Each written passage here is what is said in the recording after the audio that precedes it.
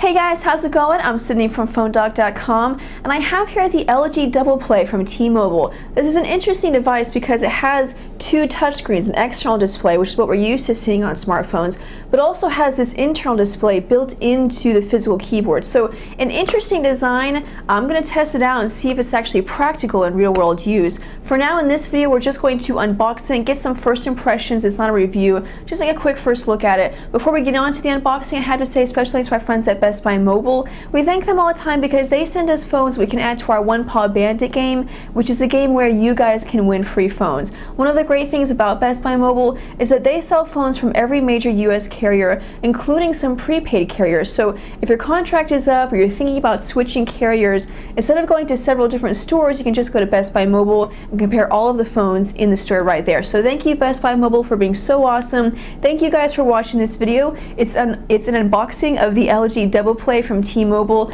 I'm Sydney from PhoneDoc.com. Let's go check it out. So the DoublePlay is an interesting device, like I said in the introduction, because it has this dual screen display, and the idea is to make multitasking even easier than it already is, because you can literally be doing two things at once, one on each display. So the question is it actually practical? Does it actually work the way that it should?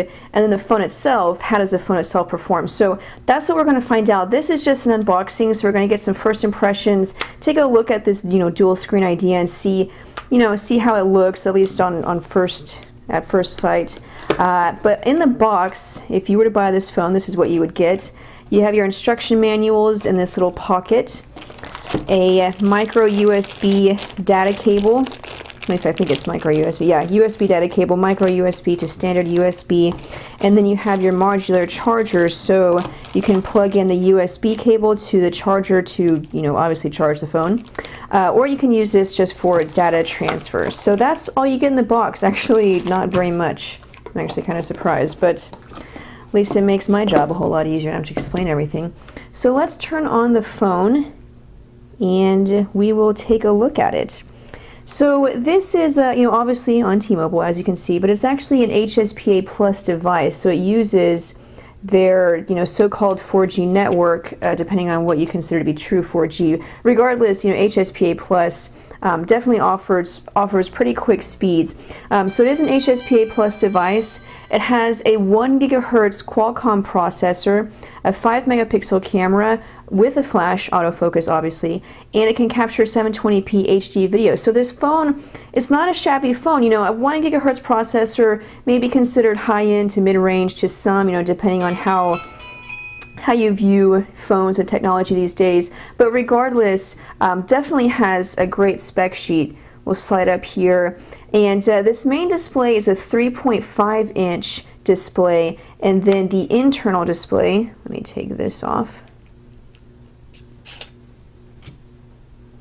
The internal display, excuse me, is a 2-inch display. So we'll take a look at that in just a second. Let me run down the rest of the specs. Android 2.3, and then as you can see, LG has included their custom UI on top of Android. So you're going to see a few differences between this and other Android devices. You have a dock at the bottom with shortcuts for phone, contacts, messages, and then the app drawer.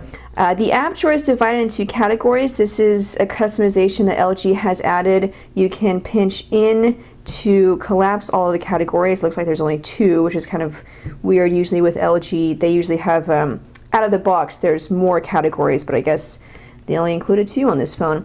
And then if you pinch out, it will expand all the categories. You can easily, rearrange the apps, add categories, I believe.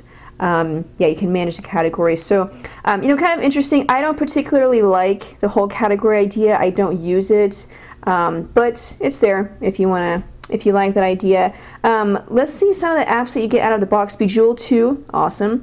Application Manager 411 and more. That's a T-Mobile app. Bio, you do get books. That's a new thing that comes with Android 2.3. Cloud Text. The rest of these are just standard Android apps that you'll get on any Android device. Drive Smart. Oh, you do get, that's nice, Double Twist for syncing your music. That's one of the most popular apps for syncing music with an Android device, and it's nice that it comes out of the box. Lookout security, and of course you get, maps and market, which you'll get with every Android device. News, rich note, SimCity Deluxe, interesting, comes with a game. Slacker, it does use swipe apparently, the virtual keyboard you can use swipe. T-Mobile Mall, T-Mobile Name ID, T-Mobile TV, a bunch of T-Mobile apps, Tetris, visual voicemail, Wi-Fi sharing, so Wi-Fi hotspot, and Zinnia Reader. So a lot of extra additional apps out of the box. But at least the nice thing is that these look like apps that you'll actually use. It's not just a bunch of bloatware apps that you really don't want. But it comes with a couple of games that look kind of appealing. But anyway, that's Android 2.3 with LG's custom UI. But the main idea of this phone is, like I said, this internal display. Now, two things that I'm anxious to find out while testing it is, one, is this actually practical, and two, the keyboard. Obviously the keyboard is now split up, which is very, very different from your typical physical keyboard. So first of all, let's take a look at the keyboard, and then we'll move on to that internal display. So I'll type out, let me see, the quick brown fox jumps over the lazy dog. So it's a little different. It is a little different. You do have a space bar on both sides, which is nice.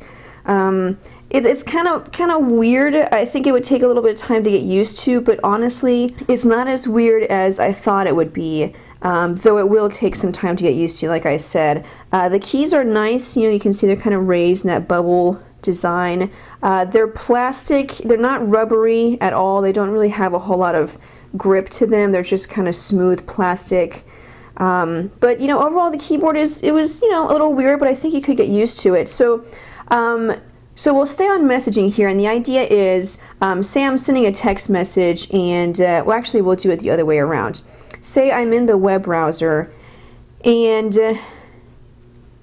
I want to send a text message, or maybe I receive a text message. So down here, while I have the web browser open, down here I can go to messaging, and then see I have messaging and the web browser is still open. So if you, the Echo that was on Sprint, kind of the same idea as that, the dual screen display. So I can still go down here, send a message, and I can send it, and I can still be web browsing at the same time. If I'm sending a message and I want to send this up to the main screen, I just push the arrow, and then it will now come up to the main screen, and then I can go back to web browsing down here. This display comes into play in other ways, not just multitasking, but if I go back to the web browser, you can see it opens up bookmarks that I have, and I can slide through the different bookmarks, see, and then go to that one if I want to. Or I can view windows that I have open. I can add a window. So let's see, Facebook, go back to my windows, and see, we're on Facebook right now, but let's go back to that window. So, it's multitasking, but at the same time it adds functionality to just a single app that you may be using at the time. So it's very interesting. I like the idea. Again, I want to see if it's practical, and that's what I'm going to try to find out while I'm testing it out, while I'm doing all of my tests, running tests on it. The phone has a nice design. It's very solid. It feels very good in the hand. The only problem, at least for me in my hands, is that it feels very heavy. It feels like it just weighs a ton. I don't have the numbers in front of me, but I'll try to get them and then add them as a subtitle. But it feels very, very heavy, and then obviously, as you can see, it is pretty thick. Now keep in mind that I have small hands. I say this in every video, but I have small hands, so every phone looks huge in my hands. But even despite that, it still is a pretty thick device. So I don't know, you may not bother everyone. And on the back there you have DoublePlay engraved into this metal part. And that's pretty much it. Just a quick first look at the LG DoublePlay from T-Mobile. This phone will be available November 2nd, so it's not available yet, but it'll be available November 2nd. We don't have any pricing info just yet. We may have that by the time you're watching this video. It just depends. We'll have to check. But I'm going to test this phone out. I'll have my first impressions article up on PhoneDog.com, and then within a couple of days after testing it out fully, I'll have a full review, a video review, and a written review on PhoneDog.com. So keep it locked on PhoneDog. This is an interesting device. I'm anxious to see how it works in real-world usage, if it's practical. If you have any questions about this device or any other device, you can follow me on Twitter. My screen name is It's My Job to Know. Just send me a message. I'll try to answer it as soon as I can. But keep it on PhoneDog.com. I'm Sydney. Thanks, guys, for watching. I'll see you guys later. Bye.